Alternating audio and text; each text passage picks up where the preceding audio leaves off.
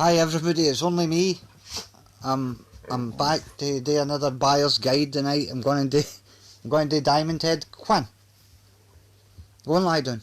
I'm afraid I've got the dog here because somebody purely lit off hours of fireworks in the Drustin earlier on. It was like a fireworks factory exploding or something, or like the Battle of the Somme. So unfortunately the dog got freaked out, so I've had to bring him up here with me. Hopefully not going to be disruptive like the last time. Are you going to lie down? Yeah, good boy. Anyway, I'm going to talk about Diamond Head. Diamond Head, British heavy metal band, formed in the late 70s, part of the new wave of British heavy metal, and arguably the best of the Wobbin bands. Come on, shush! So anyhow, we'll crack on with this, see how far I get, and hopefully I don't have to scrap it because of this stupid dog. Anywho, right, come on, shh! Right, I'll start off with, this is their, well, it's their first album, but this version here's got a lot of their B-side to the singles and stuff that was out at the time. It's either called the White Album or Lightning to the Nations. I don't know what to say about that. There's nothing bad I can say about this. This is one of the best heavy metal albums ever. If you've not got this, then you're really missing out. Every song on this is phenomenal. When you're talking about heavy metal, the main men in the band in these days was vocalist Sean Harris and guitar player Brian Tatler, and they had bass player Colin Kimberley and Quinn Shush, and the drummer was Duncan Scott. Great young heavy metal band. The thing about this is, at least Metallica, the good taste to rip off somebody good, because if you've heard Metallica's first album, Kill 'Em All, then it's no a million mile away from the sound of Diamond Head.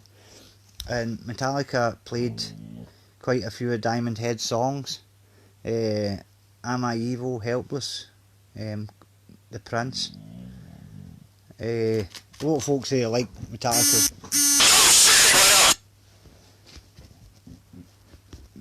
But it's no.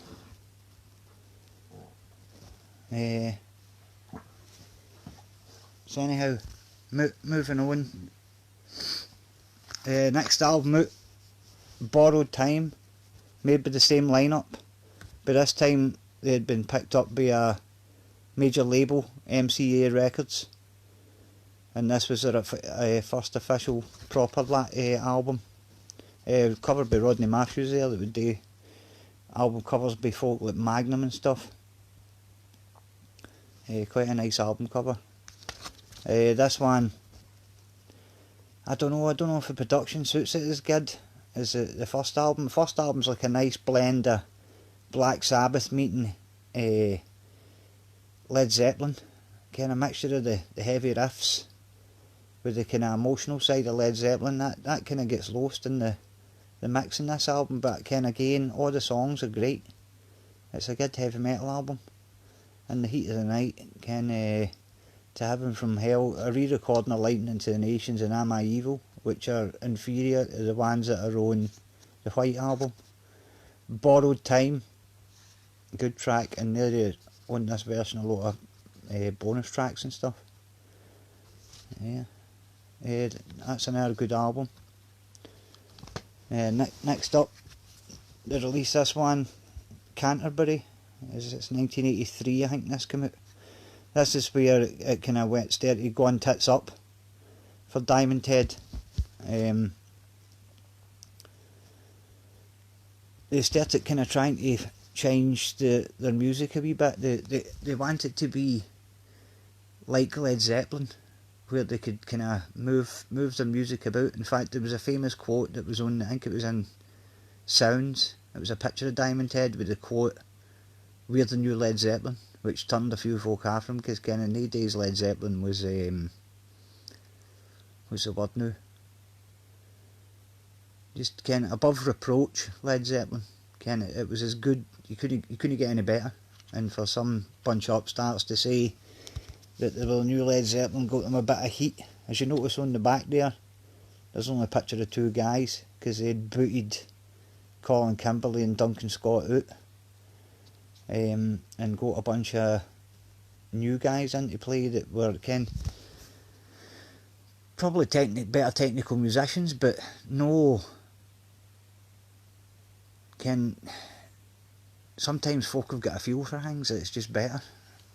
Just because somebody's a better technical player doesn't mean to say that they're better for a certain thing. But don't get me wrong, this is still a good album, but it's definitely a move away from like out and out heavy metal on it. It's quite a kind of confused album, because you've got the first couple of songs like Make Music and Out of Phase that are more kind of hard rocky, but then you get the Kingmaker, which is pure like epic rock, and Night of the Swords, which is that is Led Zeppelin, and then you've got like Need Your Love and One More Night, which are a bit like kind of Def Leppard style kind of rockers, and the last song Canterbury with a piano on it. They'd never had a piano on the records before, but kind of worth a listen. It's still interesting. But with them booting off the bonnet and kind of changing their musical style, folk kind of didn't stick with them. Kind of hanging, they were kind of Johnny Come Latelys. It took them a while to get a record deal. By the time they had got a record deal, bands like Iron Maiden and Saxon already had like 2 or 3 albums out. So they were seen as the kind of poor relatives. So they kind of disappeared. Diamond Head. They split up for a while, and then they got asked by Metallica, and I think it was in 1990, to come and open up a show for them at the Milton Keynes Ball, which they did, with Sean Harris, the singer, dressed up as a Grim Reaper. And after that, they decided to make another album, which is this one. It's Diamond Head, Death in Progress. This isn't bad actually. It's a no bad attempt at a Diamond Head. It's still got the class that they had on their earlier stuff, but some of the songs maybe not as good as some of the earlier stuff. And you've got stuff like Run on there, which is a bit like Bryan Adams, and I Can't Help Myself, which is a bit like solo Robert Plant. It sounds like to me. That many like out and out heavy metal songs. Trucking.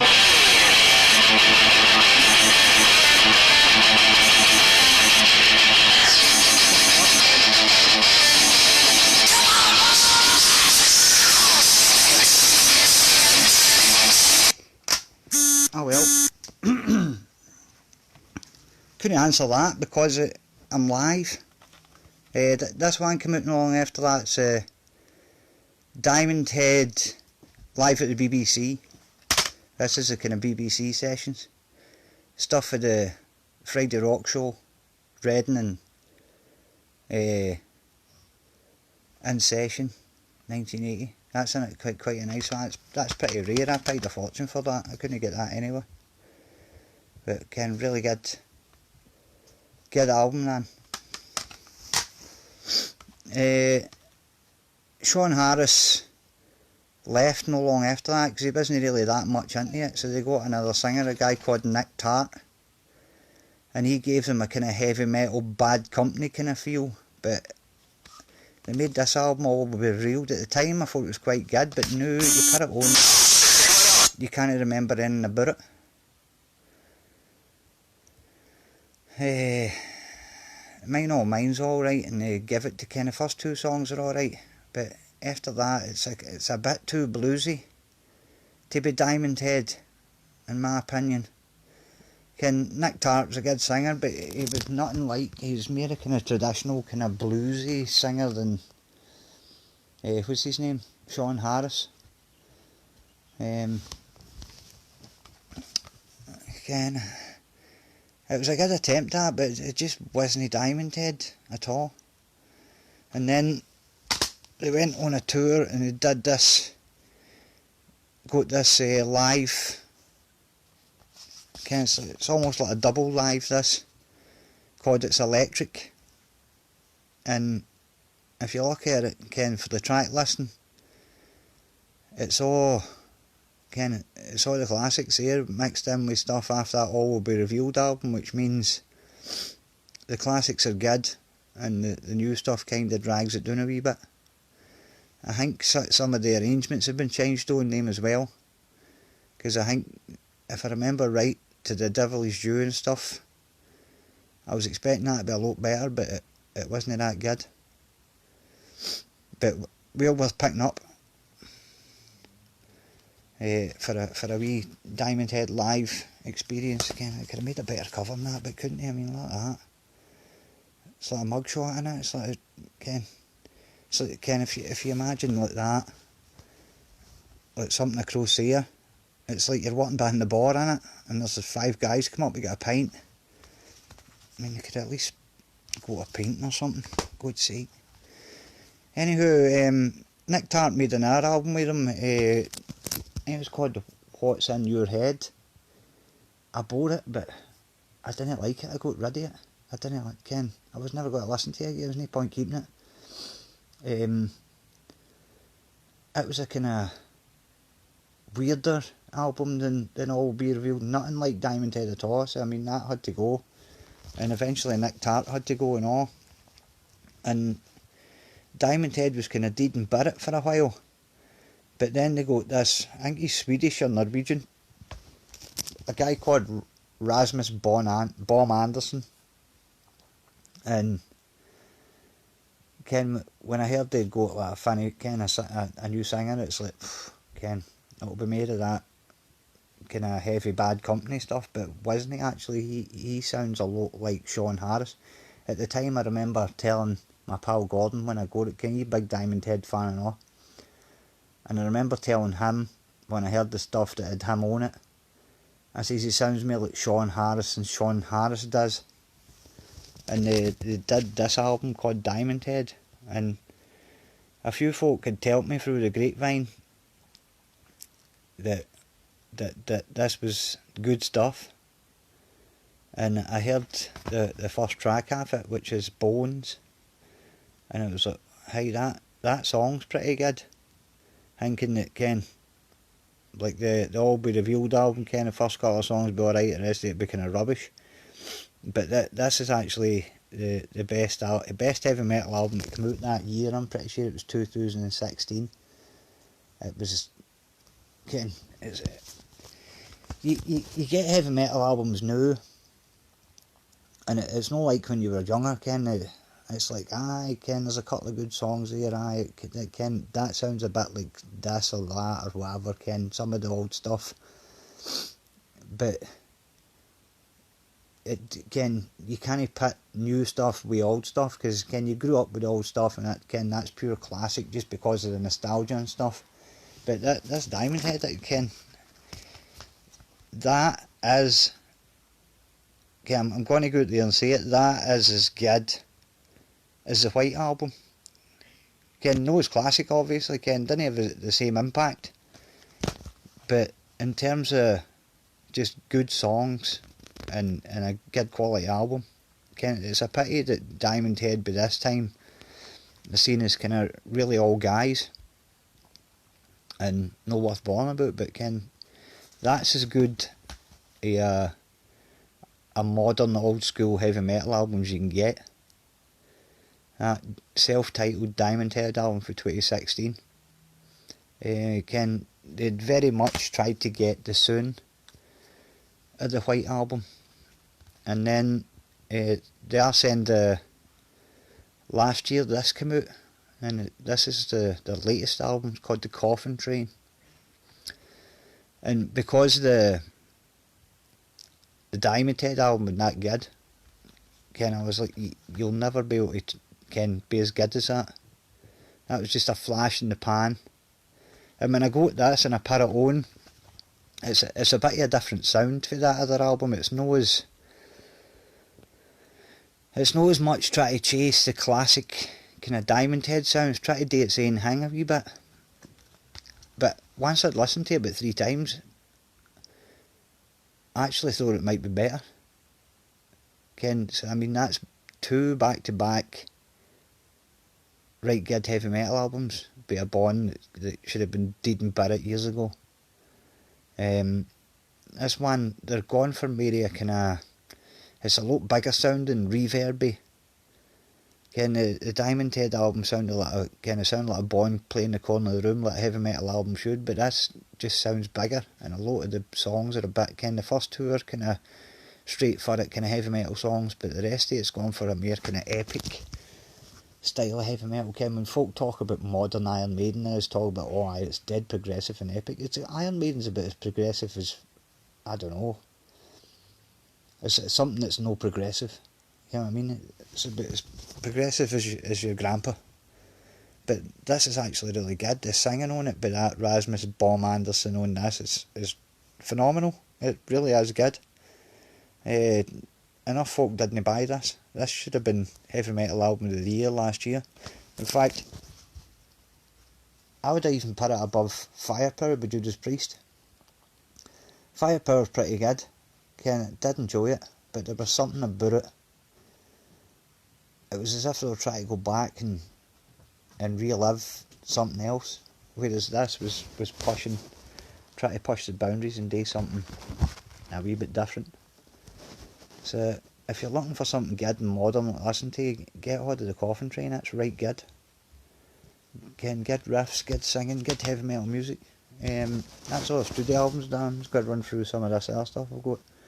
This is Am I Evil? This is called the Diamond Head Anthology, which if you're only going to pick one Diamond Head album up, just as a greatest hits to see what everyone all the fuss is about, then this is actually a no bad place to start. There's pretty much everything there that you would need to get started. Hey Quinkle, come here. This is live at the BBC, which is a kind of extended version of another BBC one that I paid a fortune for. And when this came out, it had twice the amount of stuff for the Reading Festival there, live recordings, BBC sessions. I paid like 30 quid for that other CD, and this came out with twice as much on it and get it for a tenner. So that's no bad, just the usual maybe a wee bit of repetition of tracks because it's all live stuff and that, but still worth getting. And then by Diamond Head's worth getting. Shut up, dog. This is another compilation called The Best of Diamond Head. Oh, that dog's farted, man. Nice wee compilation of songs, but for whatever reason they'd remixed the stuff in the 1980s, and they've used the remix versions. Songs are still good, it's just the remixes aren't that good. And then you've got that, there's a nice wee box set out called Diamond Head The MCA Years, which is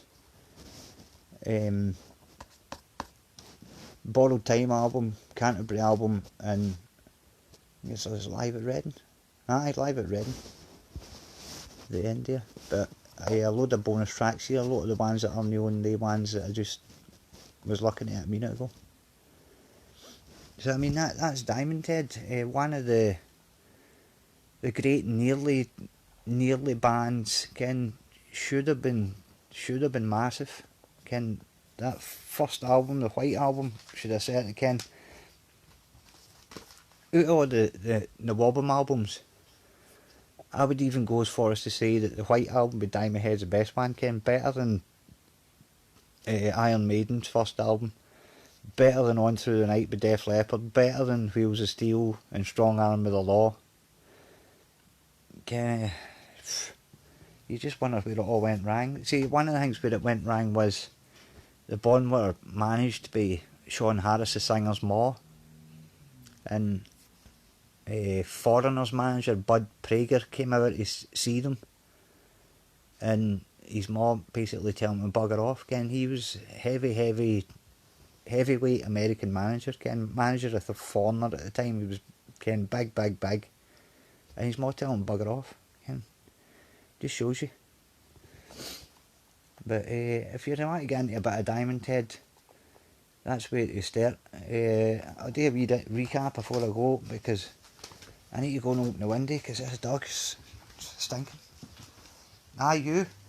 Right, so the White Album, as important as any Black Sabbath or Led Zeppelin album in my book, it's too good. Borrowed Time, still no bad, no as good as the White Album. Canterbury, interesting listen, but try to change too quick. They really did. But Ken, I still love it, but I ken folk that hate it. Ken folk that are like, oh, that was when I got half a Diamond Head. Death in Progress. Maybe get it if you had the rest. But some interesting songs, but some of it can be a wee bit light. That's BBC Session ones. You'll not get that anywhere, that costs you a fortune, but you don't need to get that as the other ones out. All Be Revealed, Avoid. It's electric. It's only live album, so if you want to hear a live Diamond Head, you need to get that, but no essential. Das, definitely get that. Ken, if you like heavy metal, you're missing out if you've not got that.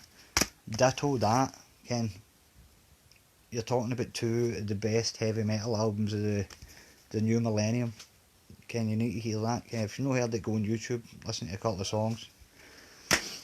And then the compilation's alright. Ken, BBC, whatever. Nah. If you can get that cheap, get it. Right, I better go, because the place is howling because of this dog. It's Dirty Boy. Where you going? You come and say hello to the people? What do you say? I'm not going to say nothing. Oh, Helen's left a bag of chocolate ones here. I'm going to eat them. They're Helen's. And if it's alright, they're open, so I can eat 3 or 4 and get away with it. Right, I'm going to bugger off now. Thanks very much if you sat and watched all of this. Luckily you can't smell the dog's fart, whereas I can, because I ain't going to be sick. Right, I'll see you all after. Right, bye.